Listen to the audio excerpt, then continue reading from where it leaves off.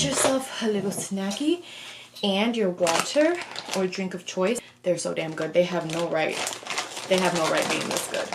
Hi Book Besties, welcome back to my channel. Thank you so much for clicking on this video. My name is Charlene and today we are getting into our November wrap up and our December TBR. I don't have too many books. I only read 6 books for the month of November and half of one, so 6.5, and that half one I'll probably have on my December TBR just so that I can kind of get it out the way. It was a little bit of a busy month and I didn't get to read all of the books that I had on my TBR for November, but the books that I did read were amazing. So let's get right into it. So the first book that I read for the month of November was King of Greed by Anna Won. This is the Kings of Sin series. It's a 3rd book in the series. There's King of Wrath and King of Pride. That's the 1st and 2nd book. And Anna Won also did the Twisted Love series, which is Twisted Love, Twisted Games, Twisted Hate, and Twisted Lies. I absolutely love that series. It's one of my favorite series for 2023, and this is another really good series that I absolutely love and have been enjoying. And it's so cool because she has some of the characters from the Twisted Love series sprinkled throughout these books in this series, which I absolutely love. This story is a second chance trope. It follows Dominic and Alessandra, and he is basically billionaire, king of Wall Street, and he has had to work his way up to get to where he's at and to be able to provide all of the materialistic things that Alessandra could ever want. But somewhere along the line, he lost focus of what was truly important, and he started turning into someone who Alessandra's like, this is not the man that I married. He's not affectionate, he's not caring, he's not thoughtful. And you get to see how money doesn't always buy everything. It doesn't buy time, it doesn't buy affection, it doesn't buy attention, it doesn't buy the caringness. And Dominic very much loves his wife. He is a touch her and you'll die, I will burn the world down for this woman. So he loves her, but he kind of lost track of what was, or lost sight of what was truly important. And Alessandra is just fed up, and the story kind of goes from there, where you get to see Dominic do everything and anything to win Alessandra back, to win back her trust, and to show her that he is the man for her life. I ended up giving this book a 4.75. There's a little part in this book that it kind of felt a little bit rushed to me. Dominic's long lost brother kind of gets thrown into the story and is this mysterious character, and they have a moment where they finally reconnect. I don't know, it just felt very rushed almost. Like he's kind of portrayed as this like dark, mysterious character, and then it's like, oh yeah, they made up and they're good. And it's a little, it was a little bit rushed for me, maybe. I don't know. Nonetheless, this was an amazing story. I just couldn't give it the full 5-star. There was just something about it. I just couldn't give it the full 5-star. But it was an amazing story. I highly recommend this series and the Twisted Love series. So yeah, I started off the month with a bang. The second book that I read for the month was The 7 Husbands of Evelyn Hugo by Taylor Jenkins Reid. This one was a 5-star read for me immediately. I started reading this and I was hooked. It's just such an entertaining and intriguing story. It is about Evelyn Hugo, who is a famous actress who has had several relationships that has caught the public eye, but she's never given any kind of statement. No one really knows what's the truth behind all of these relationships and failed marriages that she's had. And she is 79 years old and finally wants to share her story, but it is with one specific writer, Monique. And you're kind of wondering from the very beginning, why did she just pick Monique? And it kind of makes you question and makes you wonder a little bit, but you get to see the retelling of her life and everything that she's been through, the decisions that she's made, and she's just so unapologetic. She's such a badass, and she's made a lot of decisions in her life that weren't amazing decisions, but she doesn't regret them. And it's just so interesting to see her point of view, her character. She's just such a badass, and I absolutely love this story. My bestie Jayla actually was the one who recommended this book for me. She loves this story so much so that I got her the Spanish version. Does she read Spanish? No. But she's learning, and we love that for her. So Jayla, thank you so much for recommending this book. I absolutely loved it. It was one of my top books for the year. she's just such a funny character, in not in a funny like she's purposely trying to be funny kind of way. She's just such a badass and so savage sometimes that it's funny. But yeah, I absolutely love this story and I would definitely recommend it. This was a 5-star read for me. The next book that I read was Divine Rival by Rebecca Ross. I am pretty sure you have seen this all over Book Talk and BookTube and all of that stuff. This is such a hyped up book for a good reason. This was an amazing story. I wanted to give it a 4.75 in the beginning, but I sat on it for a few days and I decided to give it the full 5 stars. There's a part in this book that kind of reminds me of like, you know how like Professor Umbridge in the Harry Potter movies, you just can't stand her. And that's how you know that she's a good actress and she did her part, because that was the whole point of her role in that movie. And she was able to act it out in a way that you just could not stand her. That's kind of how I felt about this book. There's a part in this story that just pissed me off so much and it drew so many emotions out of me that I was like, are you freaking kidding me? And that's why I was like, I know it is getting a 4.75. I don't care. And then I kind of sat with it for a little bit and I'm like, you know what? That's the whole purpose. That's one of the biggest things of this book. And it leads into the second book, which is Ruthless Vows. It's coming out December 26th and I have it pre-ordered. But that part of the story, it's pretty much a crucial part of the story and it's needed. And it did what it was set out to do. So for that reason, I went back, I gave it a 5-star. This book is an amazing fantasy book and I would definitely recommend it for anyone who wants to get into that genre, but wants it to be a little bit of a smoother introduction into fantasy. I started off with my first fantasy book being A Court of Thorns and Roses, and I absolutely love that book. I am halfway done with the series, absolutely love it. But there is so much world building, there are so many different characters and so many different names, it's kind of hard to keep up with it in the beginning. And once you read more of it, you kind of, get into that routine and you kind of pick it up a little bit quicker. This book is not like that. You definitely get the fantasy vibes. It's very atmospheric. It is just so well written. But there aren't so many characters and there aren't so many different places to keep a track of. It's a really good introduction for those who want to get into fantasy. I would highly recommend this book. It's amazing. But this book is basically about Iris and Roman, who are, as the title says, divine rivals. They are rivals working for this company called the Oath Gazette, and they are both competing for the top columnist position.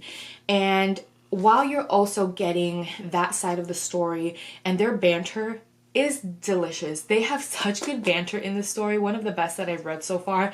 It's so good.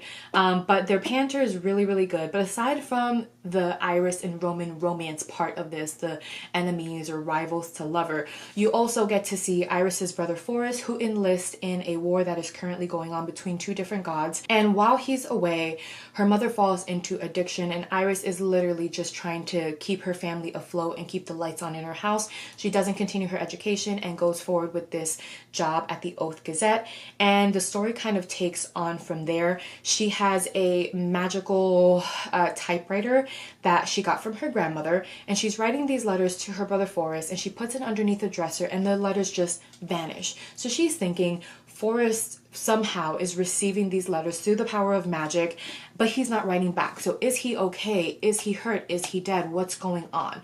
So she's thinking that Forrest, her brother, is receiving these letters. He wasn't. He was not. The one who was receiving the letters was Roman, who just so happened to have a very similar magical typewriter. And one day he decides to write back, but not share his identity, although he knows that this is definitely Iris. So you get to see a lot of their banter. You get to see her pursue a career where she gets to be front and center, dealing directly with the war and what's going on and being able to report back. She wants to write meaningful pieces that help people, and she wants to find her brother. So all of these different things kind of come together to form this amazing story. You also get a little bit of a background of the gods, which is where the war is coming from, these two different gods, and you get to see their story, their history, their background. It's just such a good story. It's so atmospheric. The way that Rebecca Ross writes the story, she's literally able to just whoop, pick you up and plop you into this story, and you get all the feels and all the vibes of a fantasy romance without getting completely lost and confused. So I love this book. I am so excited to read the next book. As soon as it comes out, I will be reading it. And yeah, this book was just so good. This was definitely another 5-star read for me. The next story that I read is a short novella. It is called Cupid's Peak by Lee Jacquot, I want to say. I don't know. I'll put a picture of it up on the screen for you guys. But this one, it is a very short novella. I think I read this in like 2 hours. And I like to sprinkle these short books throughout the months just so that, one, I could reach my reading goal, which I have surpassed my reading goal for the year, but I have a backup reading goal and I'm trying to reach that one. So these little short novellas kind of help with that. But two, I also really like them. Usually they're short, they're to the point, they're spicy, they're good, and I like that. Sometimes I don't want like the 40 something chapters of a row. I just tell me what happens, throw in the spice, and wrap it up. Let's go. And this book, I think I gave it a 4-star.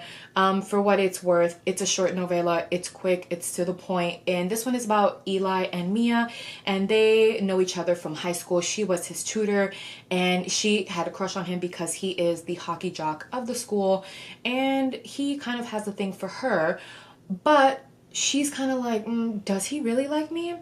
Or do I just want to think that he likes me because I like him so much? I really don't know. That's kind of where she was at. He very much did like her. She did not know that. But anyway, they go to college, they grow apart. And one day her sister was like, look, I have this resort booked at this place called Cupid's Peak. It's super like swanky and chic, and I can't make it. Please just go. I'm going to set you up on a blind date. And Mia, who very much needs to get out, is like, fine, I'll do it. So she shows up to this restaurant for this reservation, and who is there as her blind date? Lo and behold, it is Eli, who is now a famous NHL player. And the story kind of takes on from there, where they rekindle, they connect again, and they kind of figure out very quickly that yes, they very much did like each other back then, and it was just a missed opportunity, so let's not miss any more opportunities. And it is spicy. And they end up having to stay at this resort because there is a storm that is kind of coming in, and of course he's famous, so he gets a reservation super quick and easy, and they spend the night together. So it was super short, super quick. I think I read it in 2 hours. I gave it a 4-star. It was enjoyable. It's probably not a book that I'm gonna continuously think about for years and years on end, like Archer's Voice or like a Divine Rival or like a Evelyn Hugo. Like, it's just a good book, and it was short and cute and to the point. The next book I read, I also don't have the physical copy for. I read this on my Kindle, and I don't know if I mentioned that, but I read Cupid's Peak on my Kindle as well as part of the Kindle Unlimited membership that I pay for. So this one I also read on my Kindle, and it is Riding the Headless Horseman by Molly Likovich, I want to say, and I'll put a picture of it up on the screen. And this is another very short, spicy novella type of book, and it is exactly what the title suggests. Homegirl is riding the Headless Horseman many times. No, but this story is about Arletta, who is a witch in Sleepy Hollow, and once a year the Headless Horseman gets to roam the town and take whatever souls he pleases to hand them over to death. And he just so happens to kind of get a whiff of Arletta, this delicious little witch that he just can't get his eye. Well, he doesn't have a head. You know what I mean. He wants her. So that is exactly what he does. Arletta is wandering the streets at night like a dummy, and she's just clearing her mind off of a bunch of things that she has going on, and he so happens to take her. And immediately, it's like he doesn't have a head. So how is that gonna work?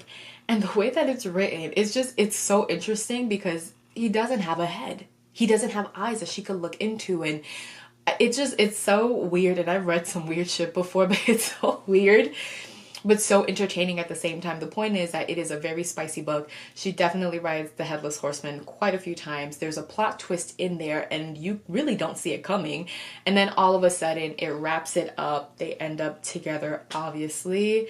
And yeah, it's very, very, very interesting. I will say that. I think I gave it a 3.5 star, 4-star.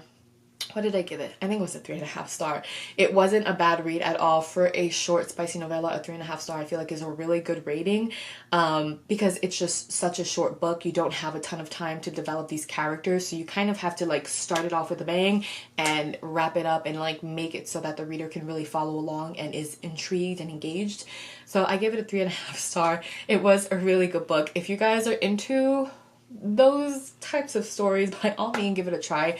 She does have another book, I believe it's Jack Frost, and I'm kind of curious, like, how do you turn Jack Frost into this spicy little novella standalone story?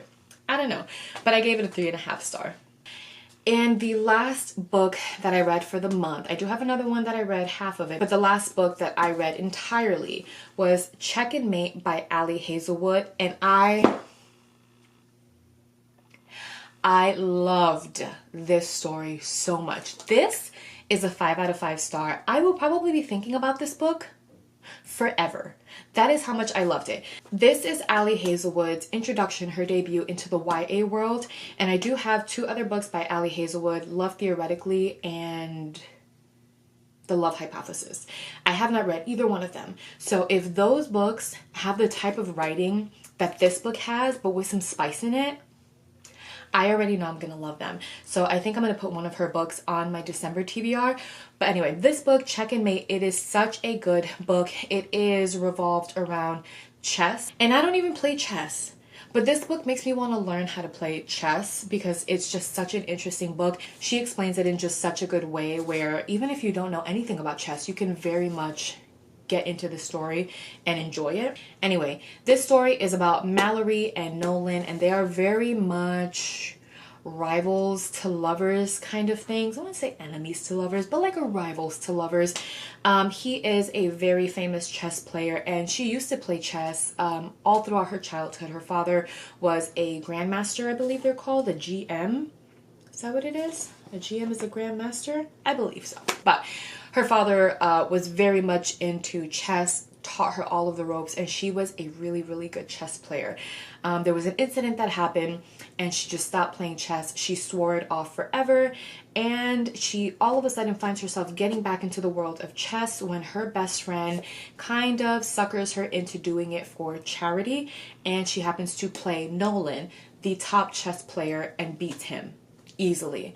So of course he's super intrigued in her, and she ends up getting a job offer to be sponsored to play chess, and she swore it off, but this offer was too good to resist. Her family is really struggling. Her mother is dealing with sickness. She has 2 sisters, 2 younger sisters that she's basically like mother hen and trying to take care of while the mom is sick. She's working and paying all the bills and everything pretty much on her own. So she couldn't resist this offer. And as much as she said that she would never play chess again, she is finding herself falling in love with the sport again. And it's so good. Not only is there the romance aspect of this story, but it also deals with the struggles that sometimes you have with yourself when you are feeling guilty, when you have resentment. It deals with family issues, it deals with sickness, it deals with siblings and your relationship with your siblings. It deals with a best friend and her going off into college, and it kind of, you know, the friendship deteriorating a little bit, but then it pulls back together. Like, it is just such a good book, and it is more than just a romance book in my opinion. I absolutely love this book. But one of the things that I loved the most, and this is just a little special tidbit for me, I was reading this story and it said it takes place in New Jersey, and it mentioned Patterson, and I'm like, that can't be like Patterson. But then it goes on to mention things like Montclair, Rutgers University, and I'm like, oh my god, it's actually talking about Patterson. And I grew up very close to Patterson. I worked in Patterson for quite a few years, so it was so interesting to read that, and I was like, oh my crap, she's actually talking about Patterson. So yeah, I thought that was super interesting, and it was just a fun little extra tidbit in there for me. But yeah, I gave this book a 5 out of 5 stars. I absolutely love this story so much. And the very last book that I read that I didn't finish, so I am going to add it to my December TBR, is Kikis Delivery Service by Iko Kodono. I'm probably butchering that. But this is the story on which the movie Kikis Delivery Service is based off of.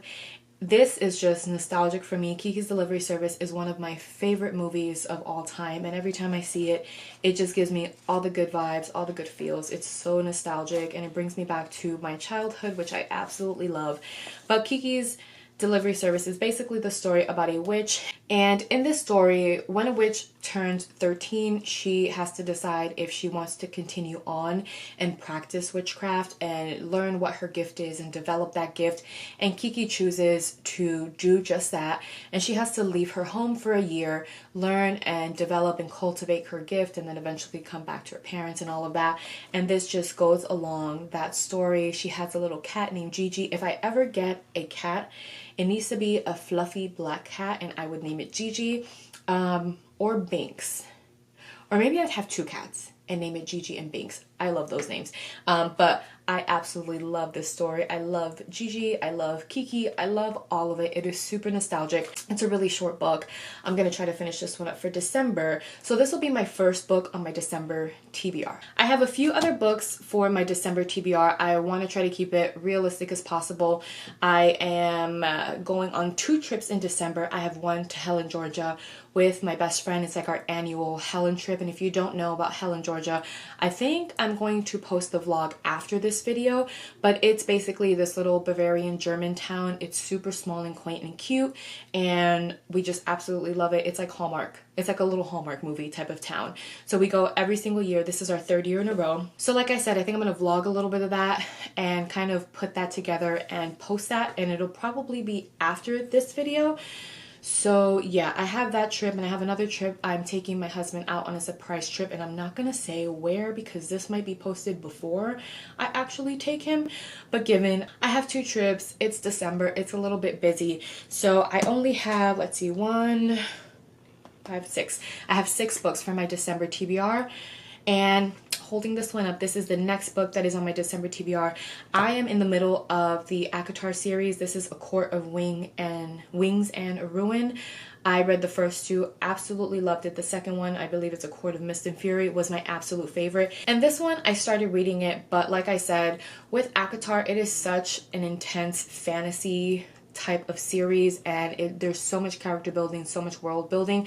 I needed a little bit of a break, so I stopped. I didn't get too far in, so this is the next book. I at least want to finish this book up, and then hopefully in the beginning of 2024 wrap up the other 2 books in the series. So second book on my TBR is A Court of Wings and Ruin by Sarah J. Maas. The 3rd book that I have for my TBR is going to be The Love Hypothesis by Ali Hazelwood, and this one says it has bonus chapters. So I'm super excited to read this one. I absolutely loved Check and Mate, so I'm curious to see how this one is, because Check and Mate is hilarious, by the way. Check and Mate, I found it to be so funny, and the humor in the writing of that story is exactly to my liking, so I'm curious to see what this one is like and the extra little spicy bits in there. So I want to read this one. That might be my first one.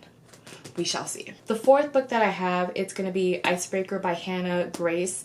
Nah, I don't think this is necessarily a winter type book. I don't know, but the cover makes me feel like it's winter.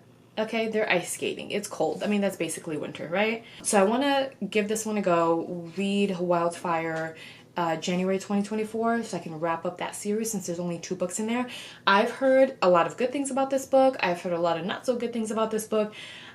I need to see for myself, so I'm super curious about this one. So the next 2 books are very much like winter holiday related books, and it is In a Holidays by Christina Lauren. I did read The Soulmate Equation by Christina Lauren, and I think I gave that one a 3.5 star. It wasn't a bad read at all, but it wasn't like one of my favorite books of 2023, so I'm really interested in giving this author another try. And the last one for this month is Snowed In for Christmas by Jacqueline Snow. And yeah, I kind of like mood reading and all of that good stuff, so I feel like I have a few in here that are kind of holiday-ish, winter-ish, you know? So yeah, that is my December TBR. If you've made it all the way to the end of the video, thank you so much. Please give it a thumbs up if you did like this video. Don't forget to subscribe and hit the bell notification so that you can be alerted when I do upload another video. And yeah, that is it for today's video. Thank you guys so much for watching, and I will see you guys in my next video. Bye!